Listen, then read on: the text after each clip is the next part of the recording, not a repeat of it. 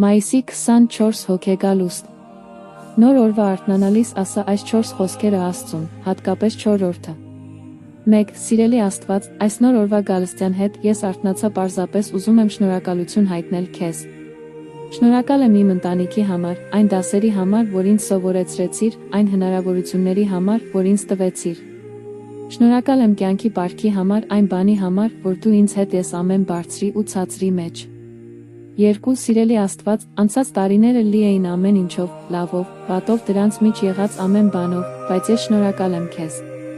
Շնորհակալ եմ այն ամենի համար, ինչ դու արեցիր իմ կյանքում։ Շնորհակալ եմ փակված դռների, բաց թողած հնարավորությունների, քաղած դասերի համար։ Այդ ամենը ինձ բերեց ճիշտ այնտեղ, որտեղ պետք է լինեի։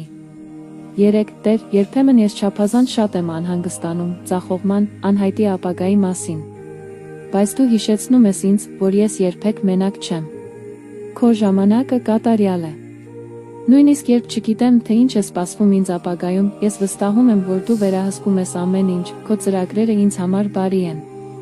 4. Աստված, այսօր ես քեզ եմ հանձնում իմ ծրագրերը, իմ անհանգստությունները, իմ կասկածները։